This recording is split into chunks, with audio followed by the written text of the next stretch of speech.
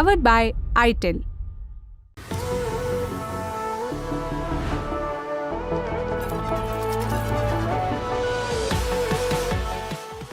नारी कैलासव, सिद्धू और माधव। 1800 साल पहले भारत में मदिरा के प्रेमियों के पास इन 3 ब्रांड्स का ऑप्शन हुआ करता था। इतना ही नहीं, अगर ज़्यादा पी लें तो हैंगओवर का इलाज भी था। इसके लिए आपको पीना होता था गन्ने का रस। शराब का सेवन सेहत के लिए हानिकारक होता है, लेकिन ये सब बातें हम आपको इसलिए बता रहे हैं कि हम इतिहास के खातिर ये काम करते हैं। इतिहास यूँ इम्तिहान का एक सब्जेक्ट हो सकता है, लेकिन इतिहास का मूल उद्देश्य हमारे कौतूहल को शांत करना है कि हज़ारों साल पहले की दुनिया कैसी थी, लोग क्या खाते थे, क्या पहनते थे, कैसे ट्रैवल करते थे, क्या पिया करते थे। इन बातों का आंसर हम सभी अंदाजे से जानते हैं, लेकिन यह अंदाज़ा बहुत सूखा सूखा है। क्या मज़ा आ जाए अगर कोई विस्तार से बताए कि 1800 साल पहले पुलिस वाले घूस कैसे मांगते थे, या सरकारी विभागों में फाइल कैसे आगे सरकती थी, बैंक्स कैसे काम करते थे। इन सब सवालों के जवाब हमें देकर गया है वो शख्स जिन्हें हम महाकवि कालिदास के नाम से जानते हैं। कालिदास के लिखे समय प्राचीन भारत के बारे में क्या पता चलता है, जानेंगे आज के एपिसोड में। नमस्ते, मैं हूं निखिल और आप देख रहे हैं ऐतिहासिक किस्सों कहानियों से जुड़ा रोजाना का कार्यक्रम तारीख। कालिदास कब पैदा हुए ठीक ठीक बताना मुश्किल है।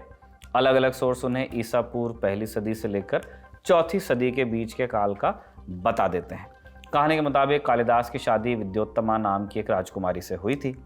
विद्योत्तमा की शर्त थी कि कोई उन्हें शास्त्रार्थ में हरा देगा तो वो उसी से शादी करेंगी।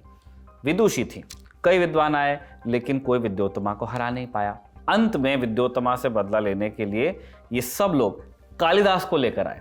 अब कालिदास उन्हें जंगल में एक पेड़ पर मिले, जहां वो उसी डाल को काट रहे थे जिस पर वो बैठे हुए थे। इससे महामूर्ख कहाँ मिलता। ये सोचकर विद्वानों ने विद्योत्तमा को इंसल्ट करने के मकसद से कालिदास को उनके सामने बैठाया और कहा कि ये शास्त्रार्थ में तुमको हराएंगे।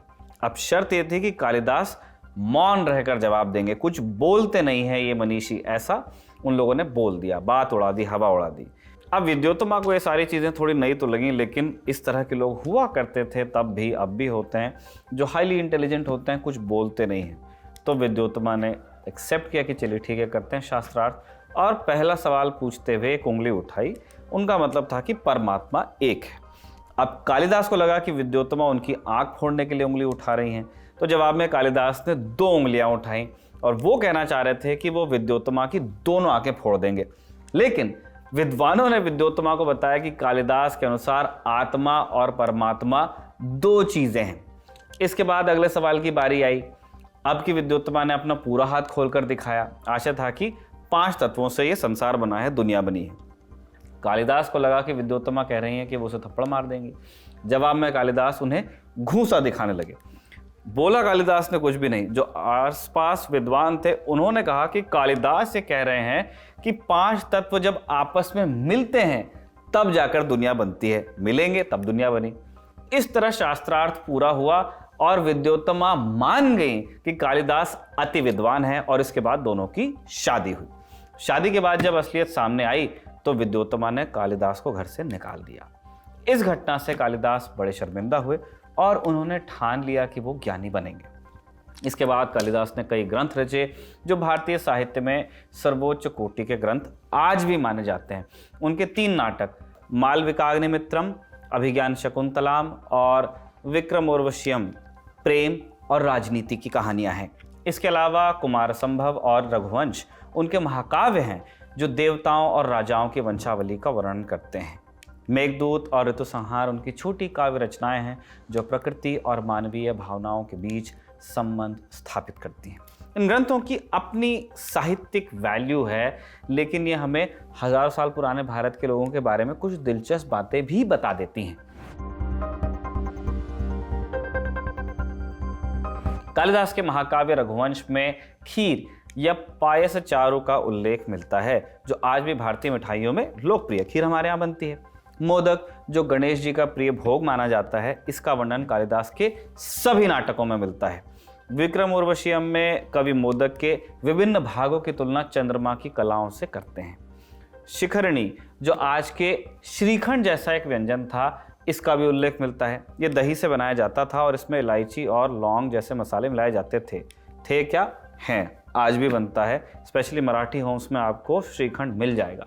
रघुवंश में बताया गया है कि आज के केरल में इलायची, लौंग और काली मिर्च जैसे मसालों की खेती हुआ करती थी। फलों पर आते हैं। कालिदास के लेखन में आम का जिक्र कई बार होता है। अनाज और चावल के अलावा लोग मांस और मछली खाते थे। गंगा के मैदान में पाई जाने वाली रोहित या रोहू मछली खूब पसंद की जाती थी। इसका मतलब नॉनवेज का कल्चर हिंदुस्तान में था। यहाँ तक कि मालविकाग्निमित्रम में कसाई खानों और मांस की ऐसी दुकानों का जिक्र भी मिलता है जहाँ से मांस खरीदा जा सकता था। शराब 3 प्रकार की बताई गई। नारिकेला सब यानी नारियल से निकाली गई, सिधु यानी गन्ने से बनाई गई और माधुक यानी फूलों से निकाली गई शराब। कालिदास लिखते हैं कि आम और लाल पटक के फूलों के इस्तेमाल से शराब में सुगंध भी मिलाई जाती थी। खाने के बाद पहनावे पर आइए आप। कालिदास के लेखन से पता चलता है कि पहनावे में सफेद, लाल, नीले, केसरिया और काले रंग का इस्तेमाल होता था। पुरुष पगड़ी, स्कार्फ और धोती पहनते थे। रईस लोग अपनी पगड़ी को रत्नों से सजाते थे। कपड़ों में रेशम के इस्तेमाल के बारे में भी लिखा गया है, जिसे कौशेयक कहा जाता था। कुमार संभव में कालिदास चीनांशुक नाम के एक और रेशम का उल्लेख करते हैं जो चीन से आयात होता था और सबसे अच्छी क्वालिटी का रेशम माना जाता था उसे। इसी प्रकार कालिदास कई प्रकार के आभूषणों का भी जिक्र करते हैं। सबसे ज़्यादा मांग निष्क नाम के एक हार की हुआ करती थी जिसे सिक्के पिरोकर बनाया जाता था। मुक्तावली मोतियों की माला को कहते थे। वहीं सफ़ेद मणियों वाला एक हार भी होता था जिसे कहा जाता था हार शिखर। इसी प्रकार शुद्ध एकावली नाम का भी एक हार होता था जिसमें बीच में एक रत्न जड़ता था। इसी प्रकार लोग कान में कुंडल और हाथ में अंगूठी पहनते थे। कालिदास एक विशेष प्रकार की अंगूठी का जिक्र करते हैं जो सांप के आकार की होती थी और उसमें पहनने वाले का नाम लिखा होता था।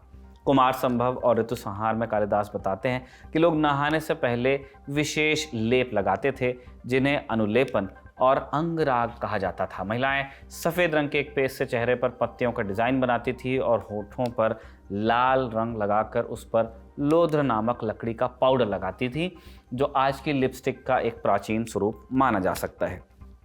चेहरा देखने के लिए लोग चमकीले धातु के बर्तन को दर्पण की तरह इस्तेमाल करते थे, आईने की तरह, और दर्पण समेत सज्जा का सारा सामान जिस बक्से में रखा जाता था उसे मंजूषा कहते थे। कालिदास के लेखन से तत्कालीन भारत की अर्थव्यवस्था और व्यापार के बारे में भी कुछ जानकारी मिलती है। उन्होंने अफगानिस्तान से लेकर दक्षिण भारत तक कृषि और व्यापार का उल्लेख किया है। रघुवंश में कालिदास बताते हैं कि अफगानिस्तान की ऑक्सस घाटी में केसर की खेती होती थी। बंगाल में नवंबर से जनवरी तक फसल काटी जाती थी और कलाम और शाली नामक चावल की किस्में जंगलों में उगा करती थी। मालवा के लोग मानसून के दौरान अपने खेतों में हल चलाते थे।